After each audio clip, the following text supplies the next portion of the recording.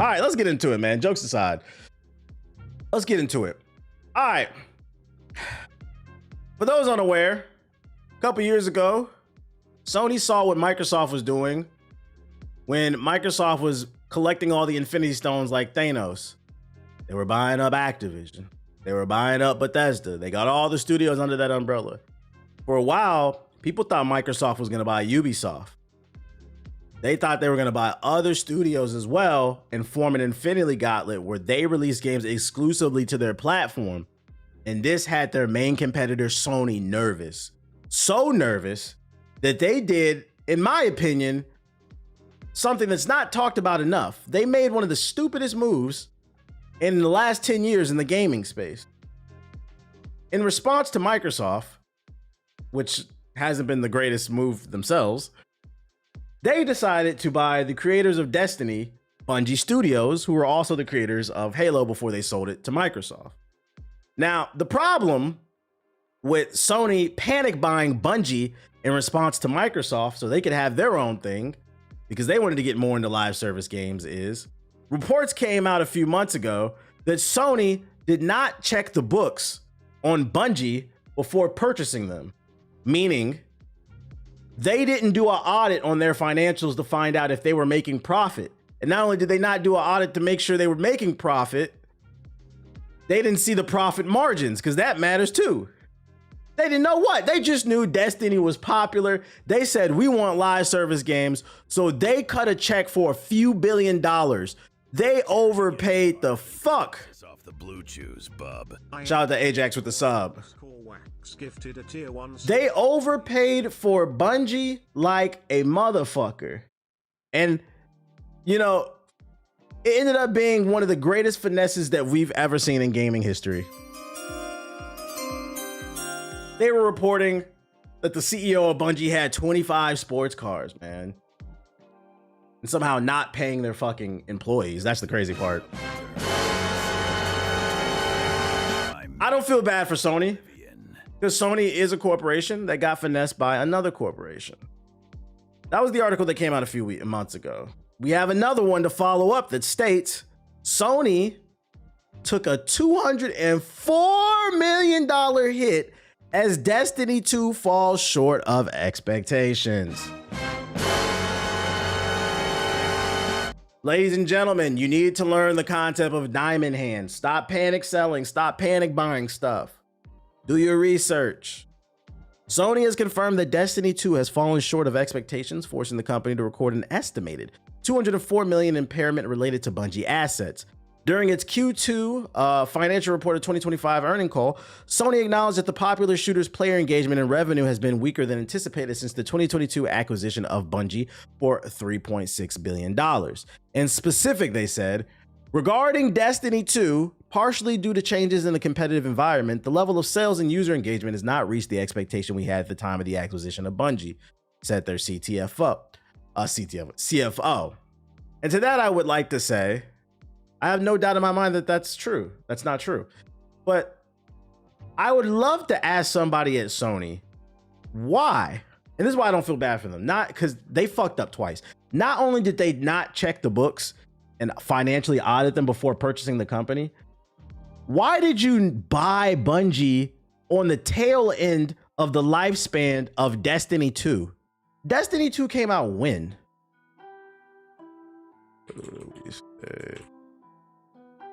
Guys, it's been almost 10 years Destiny 2 came out. Goddamn, I'm getting old. This shit came out almost 10 years ago. You waited to buy the game when it was on the decline, and then you're upset and complaining to the press that you didn't make any money? Why didn't you buy Bungie before Destiny 2 came out so you could cash out on that game? That game has more competition. Hardly anybody's playing that game besides hardcore Destiny fans. And it's not it's not because it's the worst game ever. Well, I don't know the current state of the game, but it's more so like I think it just ran its course.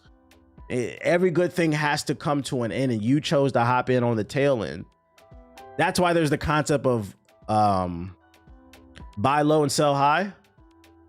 They bought high and then complain there's no money to make. You buy low, you buy into something low so you have wiggle room to make a profit. That's why when you take all you broke ass PS4 niggas, when you take your PS4 to the pawn shop and you demand $200, nigga, they're not getting more than $20 for that PS4 if they try to resell it.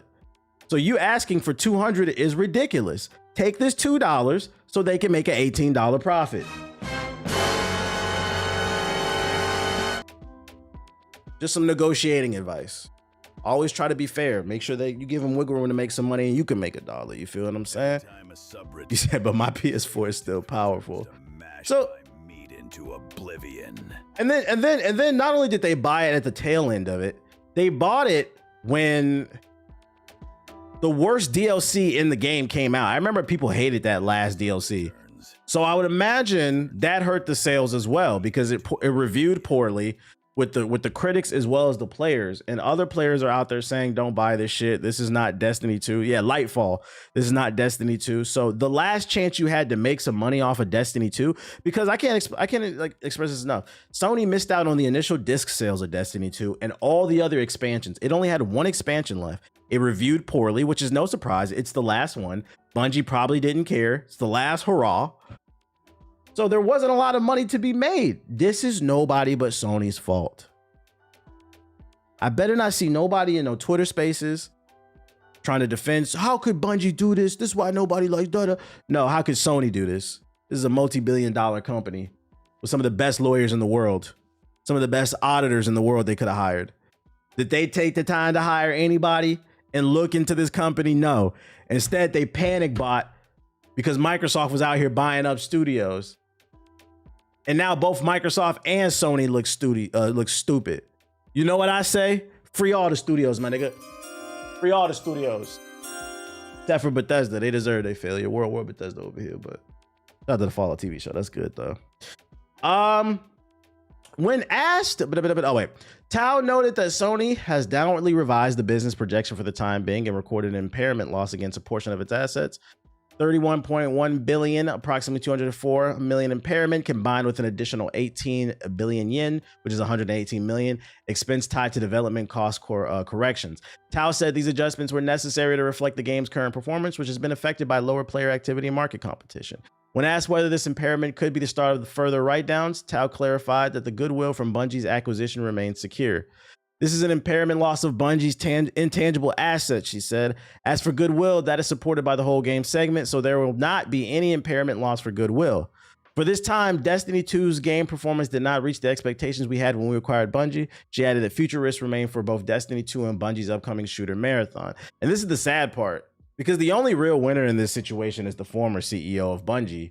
After he got his 25 cars and ran off like Sly Cooper, he ran off on the plug when he got his money for selling Bungie. Bungie is stuck with all this pressure on their back to produce for Sony because Sony wants more live service games. And to be 100%, y'all. Matter of fact, I want everybody to do me a favor right now. You dumb as hell if you actually do this shit, but just entertain the joke. I want you to pick up your phone right now and call your best friend and tell that nigga to pre-order Marathon right now. You know what your nigga gonna say? Pre-order Marathon? Only lame niggas say that shit. Ain't nobody buying that, bro. Ain't nobody fucking buying that game, bro. That alpha was not it. It was not it. And I don't know how much more they can change about that game to get people excited, because what people fail to realize is with these betas, these demos, first impressions is everything. People's is on that Arc Raiders. People's is on that Ghost of Yote. They on that Ninja Gaiden. They on the Battlefield 6, the ResSec. Warzone is coming out. People don't have time to sit around and wait and hope that your game gets better. So you have to stick the landing the first time, and you didn't. And this puts Bungie in a really bad situation, because I'm curious if Destiny 2 is flopping for them after the acquisition, right? And Marathon is a Super Saiyan flop, like we have a Concord 2 type situation on our hands. If that happens, which I'm not wishing for it, I'm not wishing failure upon anybody. I'm just saying hypothetically, if that happens, I wonder if Sony looks at Bungie and considers dissolving them. And to that, I say, You never want to see people lose their jobs. You never want to see the people. This is just a bad situation. My homie's gonna say, what the fuck is marathon? Yeah, they probably gonna be like, nigga, marathon, let's just hit the weight room. What the fuck you want to run a marathon for? Sony is currently in the I hate my girl phase of the relationship. Yeah, they just dealing with her. Like, if this bitch don't hit the fucking gym, I swear to God, I'm done with her next month, bro. That's the type of shit, the energy that they're on. So let's keep an eye on this story. We're gonna continue to see how it plays out. But Sony is not happy currently with Bungie. And I'm not gonna lie, I don't feel like Bungie has an ace in the hole right now. They're not in a good position. Bungie is looking like the Washington Wizards of the gaming space, unfortunately. Other news. Another company that's probably not happy is Rockstar. According to this article, GTA 6 delay could cost Rockstar $60 million as insiders report the game is content complete. Take-Two Interactive sent the internet into a spin last week when it announced that GTA 6, by now one of the most anticipated game releases of all time, would be delayed another 6 months to November 19, 2026. Although some of us would say, we don't even know if that game, it could get pushed back to 2027. We don't know if that's a real date. Insider reports suggest that the delay will cost Rockstar as much as $60 million, while other reports claim the game is already content complete with the extra time needed for polishing and bug fixing. Can I just explain to y'all how much money 60 million? Do you know how much money you have to have stored up for you to be able to burn through $60 million and then still have the nerve to be a union buster and not give your employees a raise? Just some food for thought. You could just take that $60 million and give everybody a raise, make everybody happy, and then get the game out on time, which would also make gamers happy. Your employees are happy. The gamers are happy. You would be happy too, because you'd be generating money. But just some food for thought. Anyways. Insider Gaming's Tom Henderson revealed the cost of the delay in his November 8 podcast, as reported by Dextero. I got a number from a developer on this, and they think this is going to cost Take-Two $10 million a month extra now. So we're talking an extra $60 million, Henderson added. Henderson added that it could be as much as $100 million with additional costs factored in. So $60 million is the bare minimum number. It could be worse. While $60 million is a huge chunk of money on its own, it's a fairly insignificant sum in the context of GTA 6's projected $2 billion budget. Exactly. They're going to make so much money when the game comes out. And the game is expected to be a huge earner, propping up not just Take-Two's profits, but the entire gaming industry, because rising tides raise all ships. Translation, stop hating and start relating, nigga. Real shit. Now listen, that's called motherfucking bars, nigga. You know nothing about that. Rumors and insider reports abound in the wake of the latest GTA 6 delay, with reporter Kiwi Talks claiming early in November that his sources suggested the game is already content complete, but the developers needed more time for polishing to avoid a cyberpunk situation, especially if the game is as large in scale as like the reports claim. That means you could play the game from beginning to end from like the story, but what they're worried about is because the world is so big and there's so many moving pieces, a bug could pop up at any time, and like they're right for that. Cyberpunk's launch, as much as people love Cyberpunk right now, I'll never forget it because I was there at the launch. Cyberpunk had one of the worst launches ever, man. I had some of the most egregious game-breaking bugs I've ever seen in any video game, and they're right to try to get that right. Kiwi Talks also on Twitter, in an attempt to squash rumors that the latest GTA 6 delay was related to the firing of a number of union-aligned developers in the UK. There are 6,000 plus employees working at Rockstar. You aren't delaying a game over 35 people getting laid off, he said, claiming he had also heard Rockstar employees discussing the delay before the firing occurred. Reporter Jason Schreier backed this up, adding, while the fallout from those firings could certainly have a long-term impact on the project and lead to more missed deadlines in the future, due to those vacant roles, protracted legal battles, morale loss, etc., the game did not slip 6 months because 34 people were fired a week ago.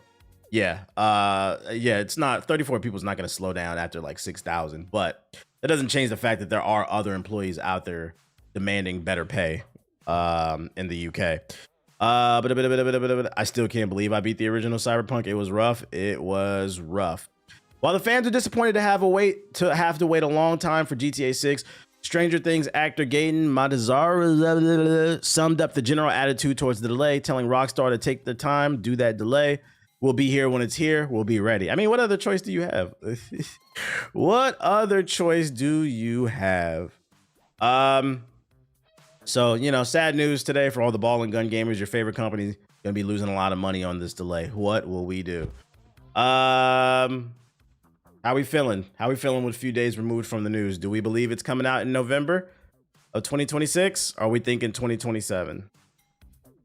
I initially played Cyberpunk on the PS4 when it came out. That was not a good time. Oh, you're brave. You're brave. I don't really care. I feel like 2027 because I have a hard time believing that the next gen consoles, the PS6 and the next Xbox, is coming out in 2027. That's the goal they're shooting for. I have a hard time believing that's coming in 2027. I feel like more realistically 2028, which makes me think GTA 6 will come in 2027 and then they'll re-release it in 2028. Spring of 2037. It's gonna be 2027, but who cares? There are too many games to play.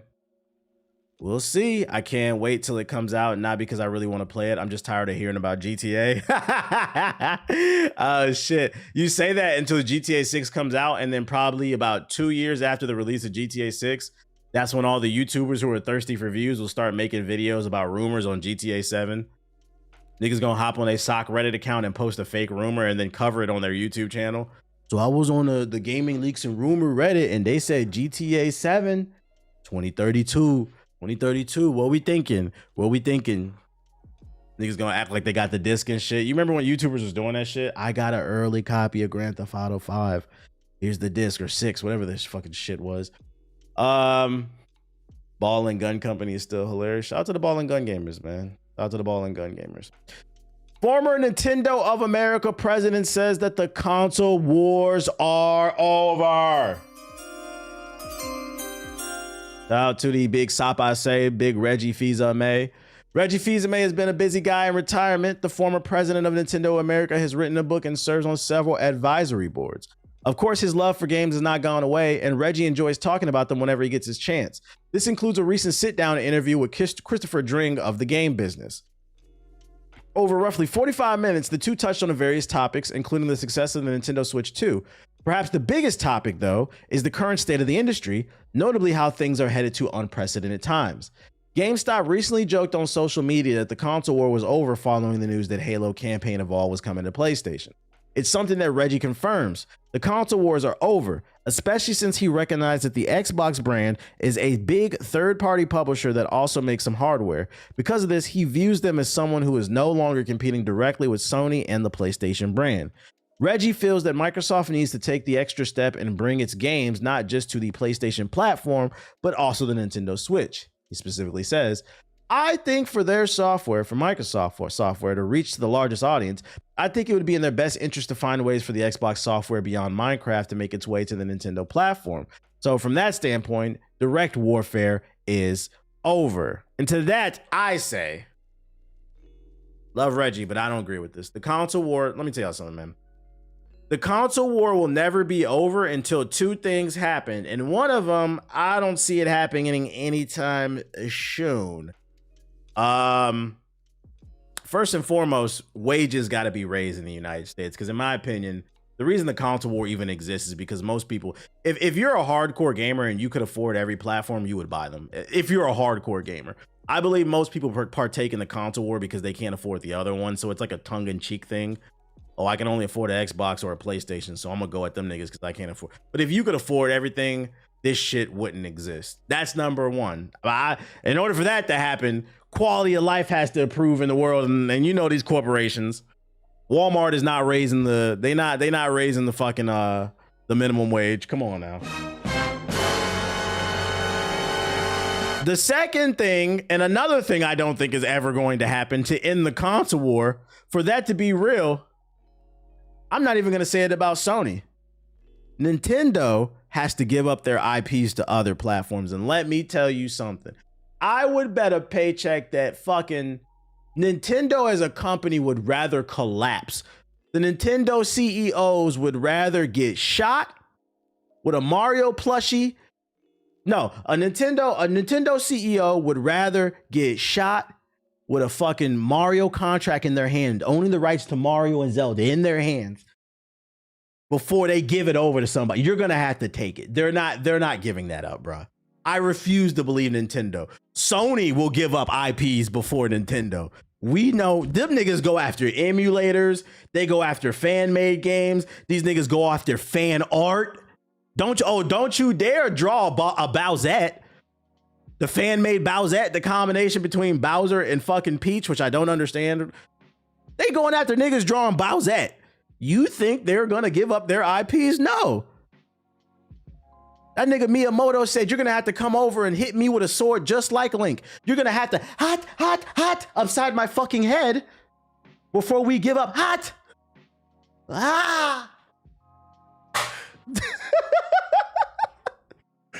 It's not happening. So the console war is not, it's never gonna fucking end because corporations are not gonna give up strong IPs. I don't believe that shit, bro.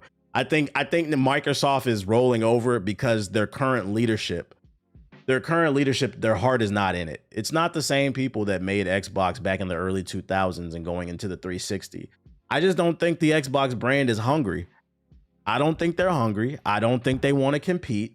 And they sat around and they said to themselves, how can we maximize profit for the Xbox division under the Microsoft umbrella without trying too hard? And they said, wait a minute. What if we put Gears of War, Forza, and Master Chief on the fucking PlayStation and the Nintendo Switch? And everybody looked around and they was like, yeah, that would generate sales. And the funny part is they're not wrong. It will generate sales, but two things are going to happen from this. Two, you're going to dilute brand identity and brand loyalty, meaning like your fans and also what the Xbox stands for.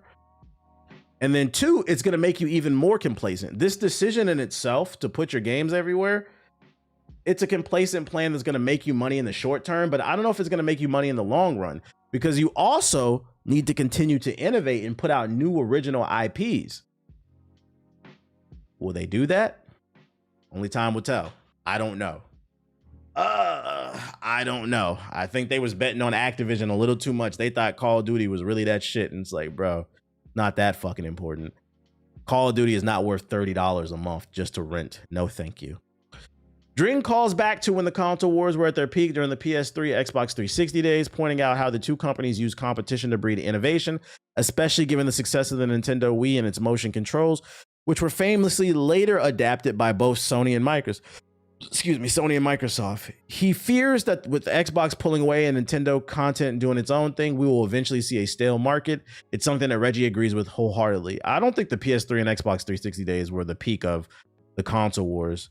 Because I feel like that was more like friendly competition. I feel like the peak of the console wars was like that PS2 era. Like they killed the fucking Dreamcast and like the GameCube and shit. I would say it was like the last hurrah for the console war, probably. Now it's more lighthearted, but I don't think it was the peak. Like kids on the playground used to really argue about that shit. Chill, TVH. Reggie just running a classic Trojan horse. He is. It's funny because Reggie retired from Nintendo, but low key, this is a play for Nintendo. He just doing little, you know, it sure would be great. Sure would be great if fucking you just you know, put your games over there. Nah, that was the PS4 era for the console war. Nah, PS4 is the beginning of the broke nigga era. It's not the console war. PS4 is the beginning of the COVID gamer, the loudmouth COVID gamer, the gamer who bought their first console during COVID because they were stuck in the house so they could play Fortnite all day and loves to watch the Game Awards and didn't play any of the games and run their fucking mouth about shit. That's PS4 is the dawn of the COVID gamers. Well, shut the fuck up. And upgrade their it's the dawn. I'd argue PS4 is the dawn of the COVID gamer, the gamer who doesn't understand you are supposed to upgrade your consoles. You're not supposed to be begging for ports. You should be thankful anytime a game comes to an old console. Otherwise, shut the fuck up. You have a fucking teenager. Yo, shout out to Ash with the sub. Appreciate it. Yeah, they holding a PS4 right now. Please, please, please, man. He said the height of the conflict was the 360 PS3. That's funny the way you worded the height of the conflict. The PS4 was it was the Cold War type shit, bro. PS4 is the greatest console of all time. I don't agree with that. I do believe that competition, not only is it not the greatest console of all time, it's not even close. I don't even think it's close. I would put PS2, GameCube, 360, I'd throw the Dreamcast in there. Yeah, PS4 is not even in my top 5. Nah, it's not. But I didn't have the PS. I might do Super Nintendo. Yeah, I might do Super Nintendo. Nah. But oh, N64. Yeah, N64 was a class. It's gonna change from person to person. PSP could be in there. Yeah, look at all these things people are naming. If you want to throw handhelds in there, like, nah, PS4 is not a top 5 console. It's not. And if you think it is, you're one of those. You're literally one of those COVID gamers I just described. I'm so young, so I barely experienced the PS2. That's a perspective too. I can see that. If you're young and that's why I said it's like nostalgia probably. You didn't get to live through that era where we didn't pay for online games, where you got the game on the disc and it worked. Where there were new innovative games coming out all the fucking time. As well as all the bullshit too. But different strokes for different folks. Google Stadia top 5. Google Stadia top 5. PS4 was the start of too many unneeded remakes and remasters. Agreed. And excessive greed as well, since we're on the word greed. The PS4 and the Xbox One was the start of excessive greed. That was the era where Xbox was trying to make it to where you couldn't use the Xbox One unless it was always connected to the internet, because they needed to ping your Xbox every 30 seconds. Niggas said, fuck no. What? We're just trying to put a disc in that bitch.